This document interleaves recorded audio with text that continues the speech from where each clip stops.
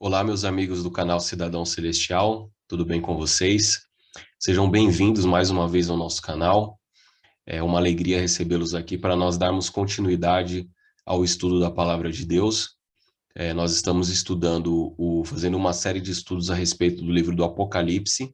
Hoje já chegamos no quinto estudo. Hoje nós iremos estudar a respeito dos 144 mil selados. Estudaremos o capítulo 7 do livro do Apocalipse. Eu quero deixar aqui o meu convite mais uma vez, reforçando. Se você não é inscrito no nosso canal, fica aqui o convite para que você se inscreva e acompanhe essa série de estudos do livro do Apocalipse.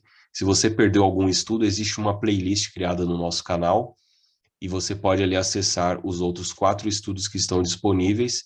E todas as terças-feiras, às 20 horas, nós estaremos dando continuidade a essa série maravilhosa de estudos, que eu tenho certeza que você será grandemente abençoado estudando aqui a palavra de Deus conosco e estudando o livro do livro do Apocalipse, ok?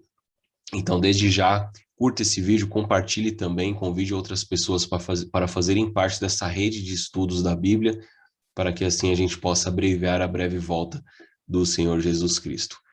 Então, vamos ao estudo de hoje.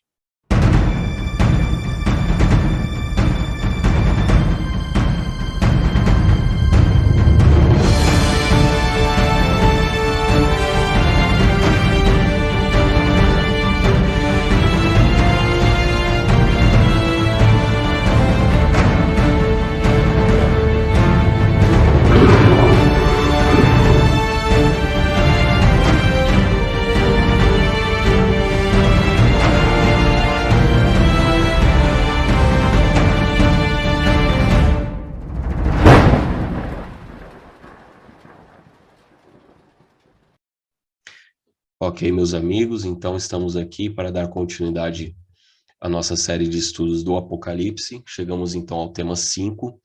Vamos estudar hoje sobre os 144 mil selados, capítulo 7 do livro do Apocalipse. Esse tema é muito interessante, pouco falado no meio cristão, mas é um assunto muito importante. Nós vamos ver aí ao decorrer da nossa série, ao decorrer do nosso estudo de hoje. Existem algumas discussões aí no meio cristão, questionando se esses 144 mil seria um número literal ou simbólico. Quem são esses 144 mil? Seria esse número realmente literal? Seria simbólico? Então, hoje nós iremos tentar elucidar essas perguntas, claro, sempre dentro da própria palavra de Deus. Tá certo? Então, nós vamos orar como de costume, nós sempre fazemos uma breve oração para que o Espírito Santo possa abençoar o nosso estudo e possa iluminar a nossa mente. Convido você, se você puder, fechar os seus olhos e curvar a sua fronte para juntos orarmos a Deus. Maravilhoso Deus, nós agradecemos ao Senhor pelas tuas bênçãos, pela oportunidade que hoje o Senhor nos dá de abrir a tua palavra e estudarmos o livro do Apocalipse. Mais uma vez nós convidamos o Deus Espírito Santo, por favor, Senhor, que o Senhor envie o teu Santo Espírito para que possa conduzir o nosso estudo e seja o nosso professor, abra nossa mente e o nosso coração, a fim de que podemos receber a tua palavra e praticá-la também. Tudo isso nós te agradecemos e oramos em nome de Jesus. Amém. Bom, na semana passada nós estudamos sobre os 7 selos, né? Estudamos os capítulos 5 e 6 do livro do Apocalipse. E o capítulo 6, ele termina com uma pergunta. Se você tiver com a sua Bíblia aí, você pode abri-la no livro do Apocalipse, no capítulo 6, e nós vamos ler ali o verso 17. O 16 e o 17, né, está escrito: E disseram aos montes e aos rochedos: Caí sobre nós e escondei-nos da face daquele que se assenta no trono e da ira do Cordeiro, porque chegou o grande dia da ira deles, e quem é que pode suster-se? Ou seja, o sexto selo, antes do sétimo selo ser aberto, nós estamos vendo aqui, no final do sexto selo, já o período da volta de Jesus, né? O evento da volta de Jesus, porque o sétimo selo é a própria volta de Jesus. E aqui, o capítulo 6, então, ainda no sexto selo, ele mostra ali as pessoas, os perdidos estão desesperados com a volta de Jesus, Você veja que no verso 15 está escrito: os reis da terra, os grandes, os comandantes, os ricos, os poderosos, e todo escravo e todo livre se esconderam nas cavernas e nos penhascos dos montes. E aí no verso 17 vem a pergunta, né, quem é que pode estar em pé na volta de Jesus? Então, o capítulo 7, ele vai explicar quem são as pessoas que estarão vivas e que poderão, então, apresentar-se diante de Jesus Cristo e recebê-lo, então, na sua volta. Ok? Então, os 144 mil que estão ali no capítulo 7 do Apocalipse, mostram quem estará vivo na volta de Jesus e quem estará salvo e vivo na volta de Jesus. Então, aqui, como está escrito lá no slide, né, antes de abrir-se o sétimo selo, Jesus interrompe a profecia e dedica todo o capítulo 7 para explicar quem são os que serão salvos, estarão vivos para recebê-lo na sua volta. Certo? Então, aqui com aquilo que eu já expliquei, o capítulo 6, verso 17, termina com uma pergunta. Porque chegou o grande dia da ira deles e quem é que pode suster-se? Então, o capítulo 7 dá essa resposta, os 144 mil. Então, já entrando no capítulo 7, verso 1, está escrito o seguinte: depois disto, vi 4 anjos em pé nos 4 cantos da terra, conservando seguro os 4 ventos da terra, para que nenhum vento soprasse sobre a terra, nem sobre o mar, e nem sobre árvore alguma. Os versos 2 e 3. Vi outro anjo que subia do nascente do sol, tendo o selo do Deus vivo, e clamou em grande voz aos 4 anjos, aqueles aos quais fora dado fazer dano à terra e ao mar, dizendo: não danifiqueis nem a terra, nem o mar, nem as árvores, até que selarmos na fronte os servos do nosso Deus. Então, existem aqui alguns símbolos, alguns itens que nós precisaremos descobrir aqui, baseado na palavra de Deus, o significado.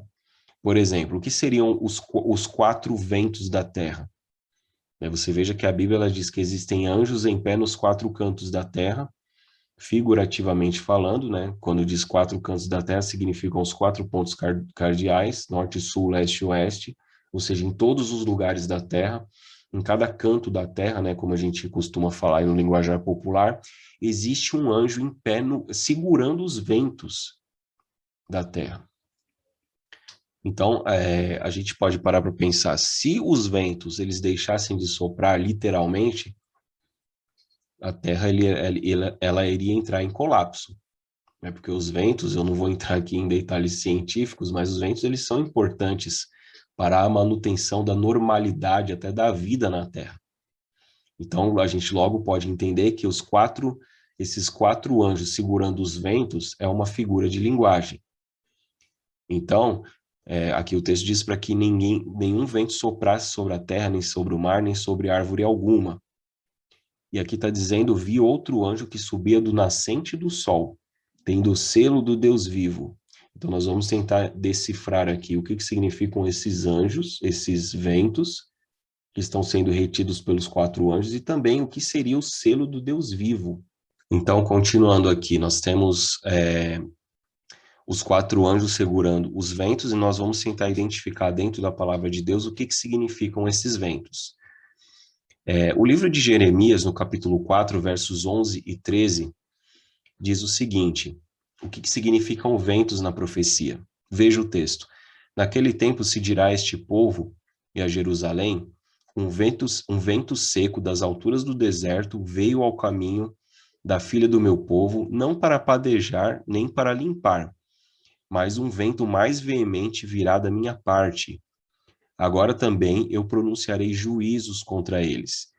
Eis que virá subindo como nuvens e os seus carros como a tormenta. Os seus cavalos serão mais ligeiros do que as águias. Ai de nós que somos assolados. Então, o texto bíblico ele nos diz que ventos em profecia significam guerras. Quando a gente vai para Daniel no capítulo 7, ali o texto profético diz que os ventos agitaram o mar grande, subiram 4 animais que representam 4 reinos, e ali esses ventos, então, agitando o mar, eles significam as guerras em que reino após reino se sucederia. Então é mais um texto aí que vem para nos dizer que na profecia, quando a gente vem falar de ventos, significam guerras. Então você veja que os anjos ali segurando, retendo os ventos, na verdade eles estão segurando, estão evitando que haja uma guerra mundial, né, uma terceira guerra mundial, por exemplo, que pudessem destruir a Terra, até que sejam selados na fronte, né, os servos de Deus. É isso que o texto está dizendo. Então aqui a gente já identifica na profecia os ventos como sendo guerras. Então o texto está dizendo: ouvi o número dos que foram selados, que era de 144 mil de todas as tribos dos filhos de Israel. Então vamos tentar identificar agora quem são os 144 mil selados. Os 144 mil, eles possuem pelo menos 3 características. A primeira delas são pessoas seladas com o selo de Deus, ok? Então vamos tentar entender o que significa o selo de Deus. Na palavra de Deus, nós temos como o exemplo o selo de Deus no Egito. Quando a gente vai para o livro de Êxodo, no capítulo 12, verso 7, e também do 12 até o 13, veja só o que está escrito: tomarão do sangue e poluão em ambas as ombreiras e na verga da porta, nas casas em que o comerem, e eu passarei pela terra do Egito esta noite e ferirei todo o primogênito na terra do Egito, desde os homens até os animais, e em todos os deuses do Egito. Em todos os deuses do Egito farei juízos. Eu sou o Senhor. E aquele sangue vos será por sinal, ou por selo, nas casas em que estiverdes. Vendo eu o sangue, passarei por cima de vós, e não haverá entre vós praga de mortandade, quando eu ferir a terra do Egito.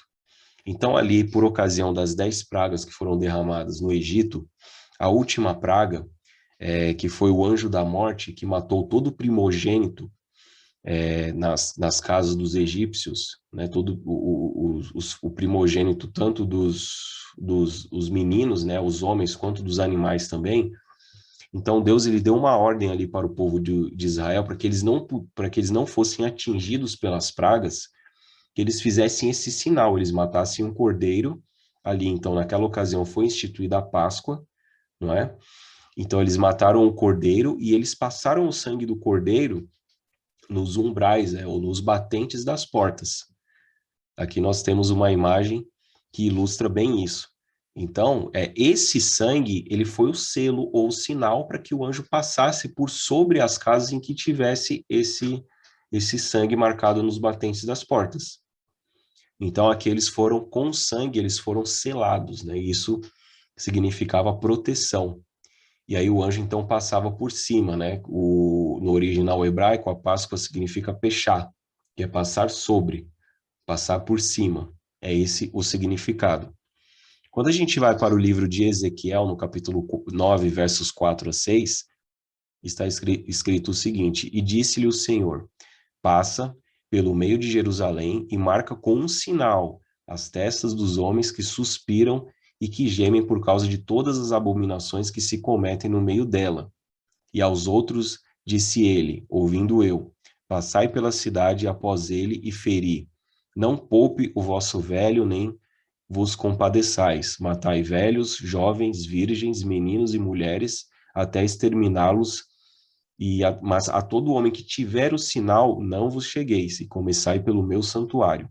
E começaram pelos homens mais velhos que estavam diante da casa. Então aqui nós temos no Antigo Testamento mais um texto que faz alusão a um selo, pessoas sendo seladas para evitar que fossem mortas.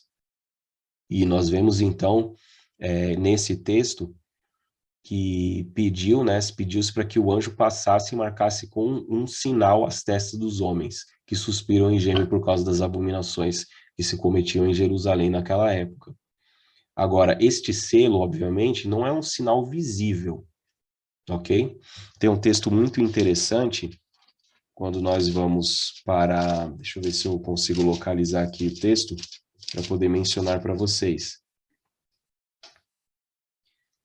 Está em 2 Timóteo, no capítulo 2, no verso 19, diz assim: entretanto, o firme fundamento de Deus permanece, tendo este selo: aparte-se da injustiça todo aquele que professa o nome do Senhor.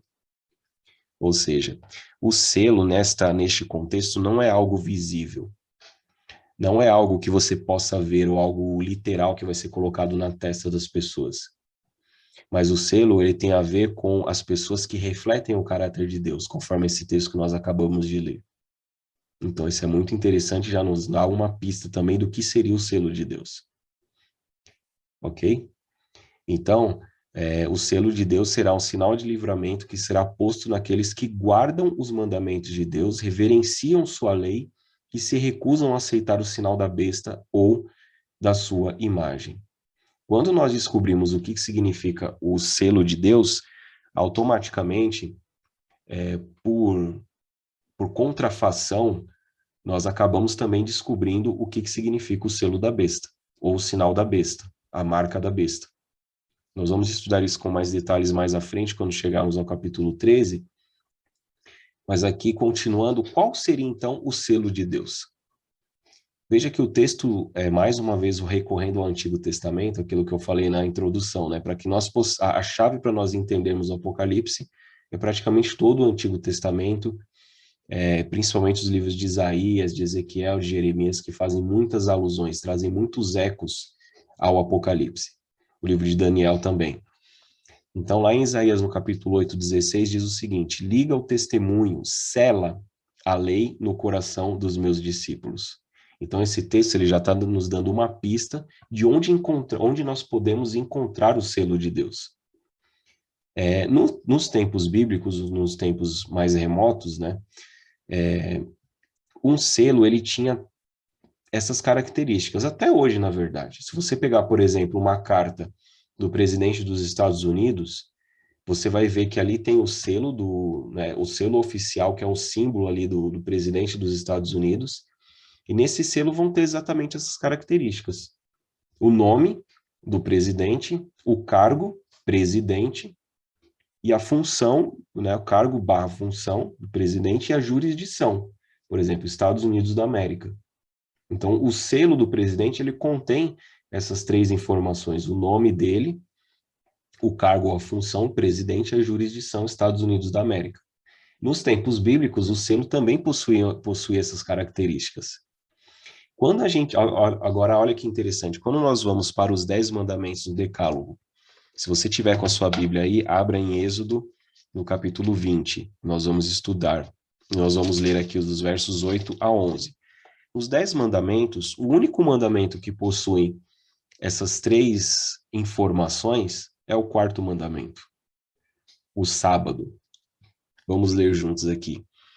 Verso 20, verso 8. Lembra-te do dia de sábado para o santificar. 6 dias trabalharás e farás toda a tua obra, mas o sétimo dia é o sábado do Senhor teu Deus. Então aqui já temos a primeira informação. O nome, né? O Senhor teu Deus.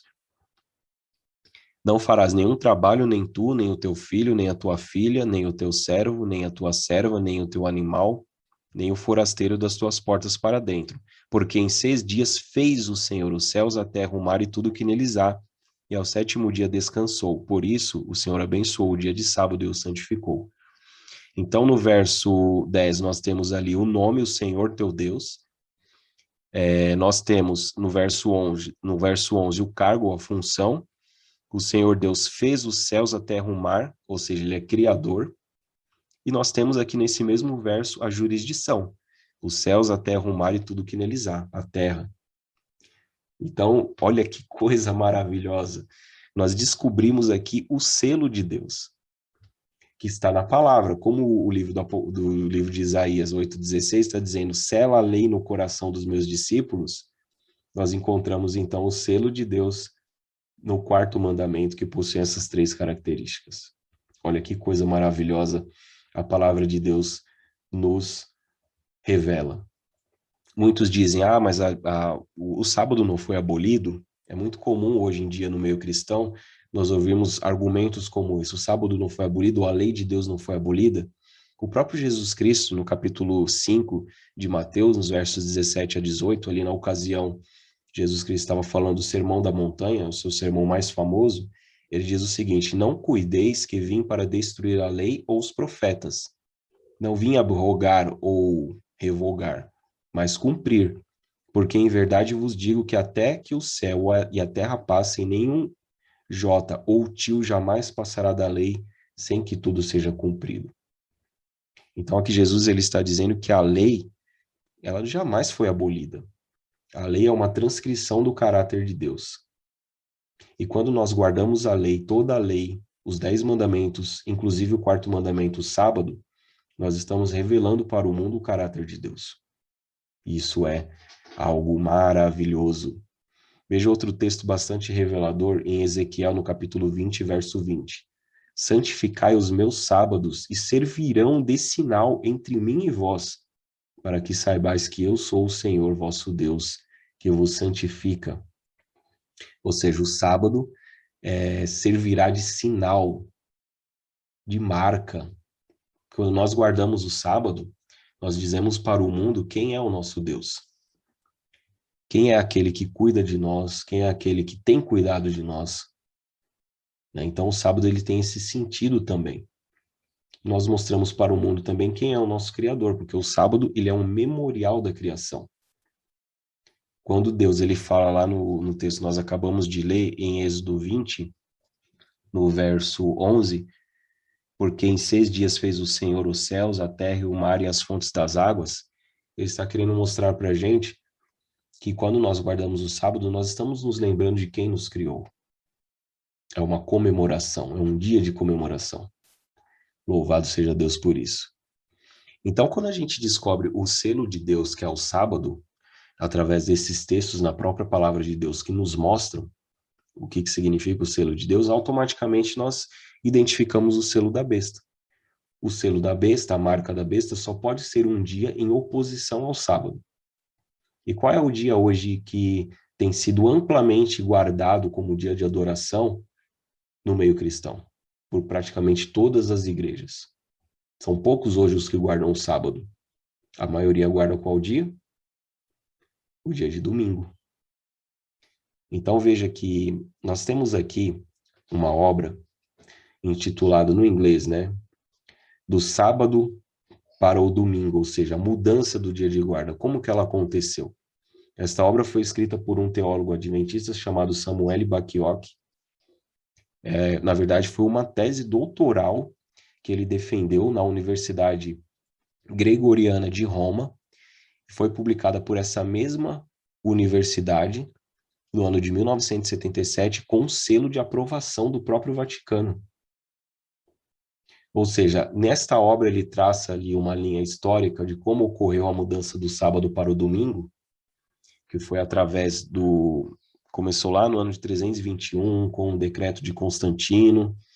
Nós vamos estudar isso com mais detalhes mais à frente, quando chegarmos ao capítulo 13, nós vamos dividir o capítulo 13 em duas partes, e a gente vai estudar com mais detalhes isso. E a mudança, então, ela ocorreu a partir desse momento. Os cristãos, eles passaram gradualmente da guarda do sábado para a guarda do domingo. Nem todos, porque em todas as eras, Deus sempre teve um povo fiel aos seus mandamentos, que guardou a sua lei. Então, a grande maioria, apesar de guardar o domingo, mas existe ainda um povo remanescente que guarda os mandamentos de Deus. Todos, inclusive o sábado. Essa daqui foi uma carta apostólica escrita pelo Papa João Paulo II no ano de 1998, chamada Dies Domini, que significa Dia do Senhor, e tenta estabelecer uma base para a observância do domingo como dia sagrado. Então aqui ele tenta defender a ideia de que os cristãos eles guardam o domingo por ocasião da ressurreição de Jesus Cristo nesse dia. Mas a Bíblia, não existe nenhum texto, absolutamente nenhum, que dá a entender que o dia de guarda tem que ser mudado do sábado para o domingo por conta da ressurreição de Jesus ou por qualquer outro evento. A Bíblia ela não apoia isso. Então aqui, mais uma vez, é uma tentativa de mostrar, né? Veja que lá está escrito do Sumo Pontífice João Paulo II, da Igreja Católica, tal, sobre a santificação do domingo. Então, o dia de domingo, meus amigos, é um dia de adoração falso. Alguns podem estar assistindo esse vídeo e se surpreender com o que eu estou falando aqui. Mas é o que a palavra de Deus nos apresenta. E aqui o nosso objetivo não é eu ficar falando minhas opiniões pessoais ou particulares, mas é simplesmente apresentar a palavra de Deus, ok? Outro texto importante, no Novo Testamento, Tiago, capítulo 2, versos 10 a 12, está escrito: qualquer que guardar toda a lei e tropeçar em um só ponto, torna-se culpado de todos. Porque aquele que disse, não cometerás adultério, também disse, não matarás. Se tu, pois, não cometeres adultério, mas matares, estás feito transgressor da lei. Assim falai e assim procedei, como devendo ser julgados pela lei da liberdade.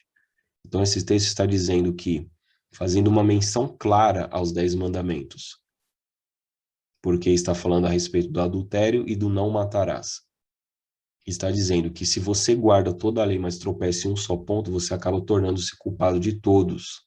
Então não adianta você guardar 9 mandamentos e deixar um de lado. A lei de Deus é como uma corrente, né? Um exemplo dado pelo pastor Arilton de Oliveira, que eu gosto bastante, que diz que se você quebra um elo, você quebra toda a corrente.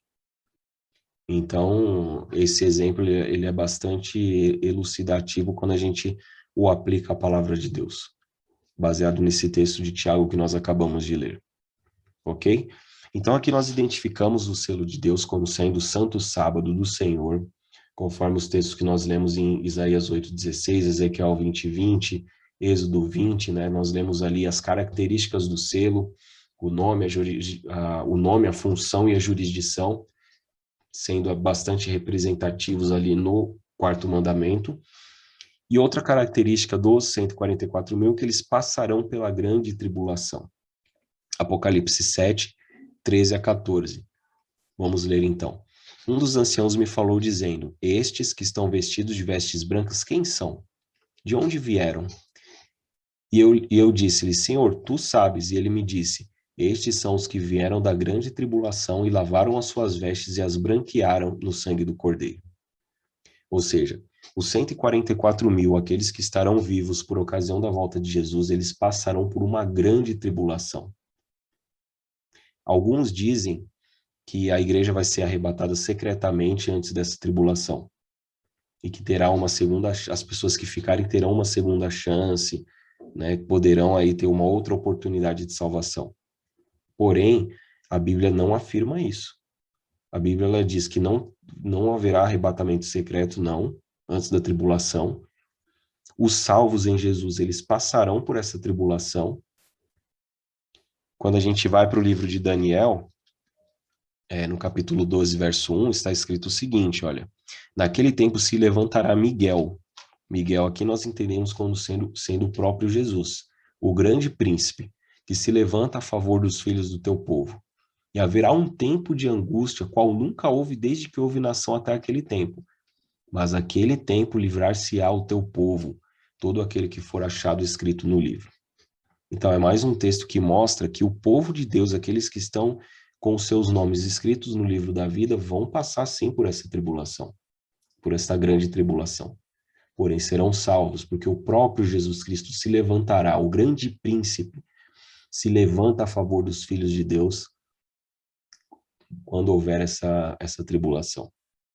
Mais para frente, quando nós estudarmos os capítulos 15 e 16 do Apocalipse, nós vamos entender que tribulação é essa. Apocalipse 13 também vamos falar um pouco a respeito disso. Vamos falar a respeito de um decreto de morte que vai sair, que será expedido contra aqueles que guardam os mandamentos de Deus. Depois serão derramadas 7 pragas. Tudo isso nós vamos estudar mais à frente. Por hora, o que nós precisamos entender é que os 144.000 passarão por essa grande tribulação, mas serão salvos. Por quê? O texto ele diz, porque eles lavaram as suas vestes e as branquearam no sangue do Cordeiro. Ou seja, confiados na justiça de Jesus e não nos seus méritos próprios, é que será possível para os 144.000 passar por essa tribulação. Ok? Então, a última característica é justamente essa que eu acabei de mencionar. Apocalipse 7, verso 14, né? Passaram pela grande tribulação, lavaram as suas vestes e as branquearam no sangue do Cordeiro. Quando nós vamos para o livro de Apocalipse, no capítulo 14, Se você tiver com sua Bíblia, você pode abrir aí em Apocalipse, capítulo 14. Fala ali também, mas dá algumas outras informações a respeito dos 144 mil. Nós vamos ler os versos 1 até o 5. Olhei, e eis o Cordeiro em pé sobre o monte Sião, e com ele 144 mil, tendo na fronte escrito o seu nome e o nome de seu pai. Ouvi uma voz do céu como de muitas águas, como voz de grande trovão. Também a voz que ouvi era como de arpistas quando tangem a sua harpa, entoavam um novo cântico diante do trono, diante dos 4 seres viventes e dos anciãos, e ninguém pôde aprender o cântico, senão os 144 mil que foram comprados da terra. São estes os que não se macularam com mulheres porque são castos. São eles os seguidores do Cordeiro por onde quer que vá. São os que foram redimidos dentre os homens, primícias para Deus e para o Cordeiro. E não se achou mentira na sua boca. Não tem mácula. Então aqui nós vemos algumas informações adicionais a respeito dos 144 mil no capítulo 14, que nós vamos estudar mais à frente, mas está escrito ali que os 144 mil, eles não se macularam com mulheres porque são castos. Como é que a gente pode entender isso?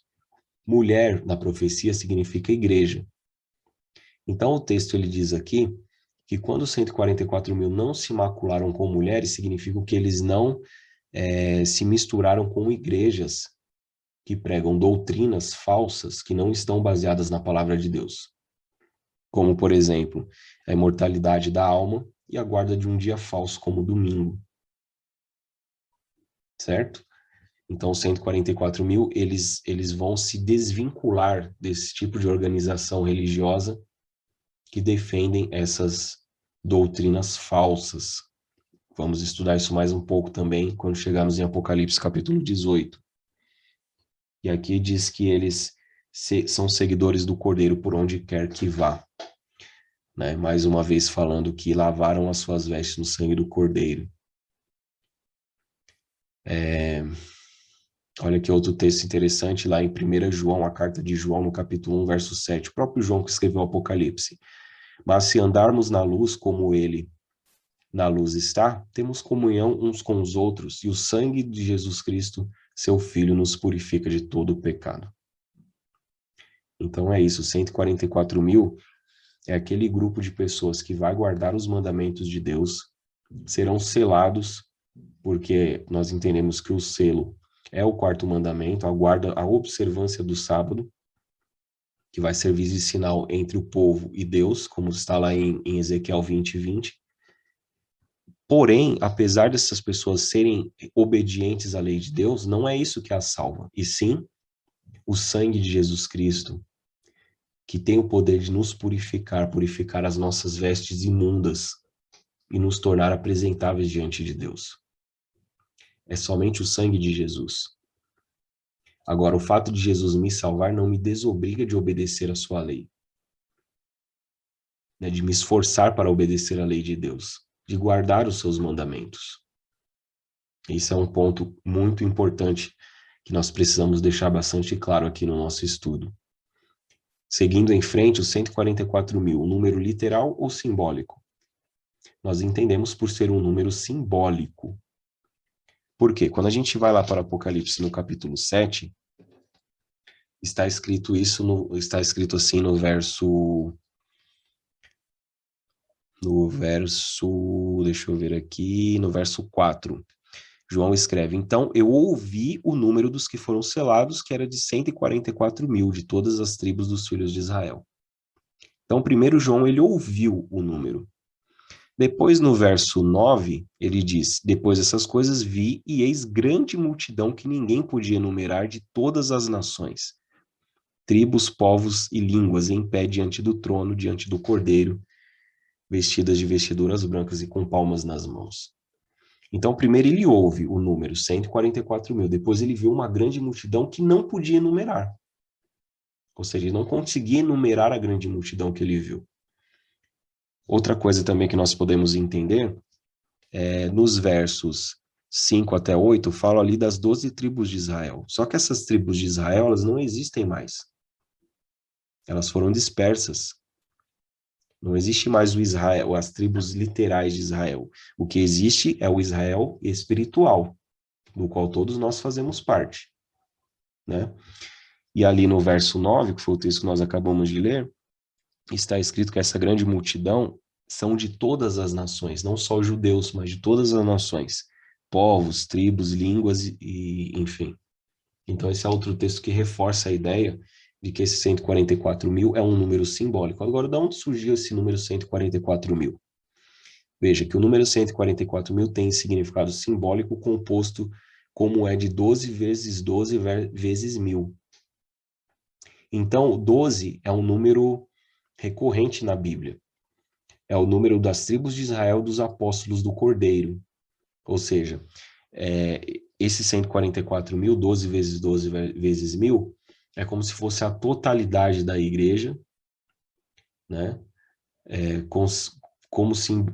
Tendo como simbolismo as 12 tribos de Israel e os 12 apóstolos. A igreja do Novo Testamento foi fundada com base nos apóstolos, né? Na doutrina dos apóstolos. Outro número que aparece como referência ao 12, né? A Santa Cidade tem dimensões de 12. 12 mil estádios de largura, 144 côvados de altura, seus muros com 12 portas e 12 fundamentos. Então, outra coisa também que eu achei interessante, eu tenho um guia de estudo aqui do Apocalipse, que fala a respeito também dessa simbologia, né, do número 144 mil, e eu quero ler esse texto aqui para vocês, que está escrito o seguinte,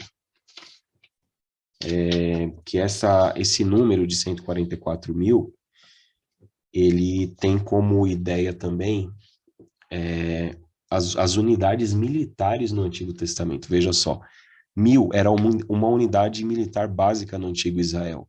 A frase milhares de Israel é usado como sinônimo para o exército de Israel e tem a mesma conotação que os batalhões de Israel. Os 144 mil selados compõem-se de 144 unidades militares, 12 de cada tribo, significando uma totalidade de Israel. João utiliza imagens de uma batalha para retratar a igreja em seu aspecto de luta terrestre, uma igreja militante. Por quê? Porque a igreja vai estar passando por um período de grande tribulação. Então, nós temos aqui o número 1000 como também significando unidades militares, porque a igreja ela vai estar militando no tempo do fim, devido à grande tribulação que irá passar. Então, este simbolismo é aplicado aqui para os 144 mil. Ok? Então, chegamos ao fim, meus amigos, desse maravilhoso estudo. Espero que vocês tenham gostado. Esse estudo nos mostra que nós temos uma escolha para fazer. Ou seguir o caminho de Jesus Cristo, ou seguir outro caminho que não é de Jesus. Não existe uma terceira via. Não existe uma terceira opção. Nós só temos duas escolhas a fazer, ou Jesus ou outra escolha. Ou nós recebemos o selo de Deus ou recebemos a marca da besta. Ou nós estaremos na Santa Jerusalém ou estaremos em Babilônia. O Apocalipse ele tem esses contrastes. Então, esses textos que nós acabamos de ler, ele nos mostra, independente se nós iremos fazer parte ou não dos 144 mil, nós precisamos estar preparados espiritualmente para a grande tribulação, para uma guerra espiritual que será travada, que já está sendo travada hoje e que irá se intensificar no futuro. Então, esses textos, eles nos mostram a necessidade, né, de nós estarmos prontos, preparados para o grande dia da volta de Jesus Cristo e que possamos considerar também a questão da guarda dos mandamentos de Deus. Porque nós precisamos, irmãos, nesta terra, Jesus ele diz que nós somos o sal da terra e a luz do mundo. E isso passa pela obediência. Passa pela disciplina, pela obediência aos mandamentos de Deus. Então, que a nossa vida seja um testemunho vivo de quem é o nosso Deus, quem nós adoramos. Quem nós confiamos? Quem é que vai nos sustentar agora e em todas as situações e se passarmos pela grande tribulação? É o nosso Deus. Então, que através do nosso testemunho outras pessoas possam ser incentivadas também a guardarem os mandamentos de Deus e a fé em Jesus Cristo. Que Deus abençoe você, que o Espírito Santo possa abençoar muito a sua vida e que você continue estudando a Bíblia, continue estudando o livro do Apocalipse. Na semana que vem nós voltaremos a estudar o livro do Apocalipse, estudaremos sobre as 7 trombetas, um assunto muito interessante também, gostoso de estudar. Eu espero que esse estudo tenha sido uma bênção para você, assim como tem sido para mim também. Um abraço, que Deus abençoe você e até o próximo estudo.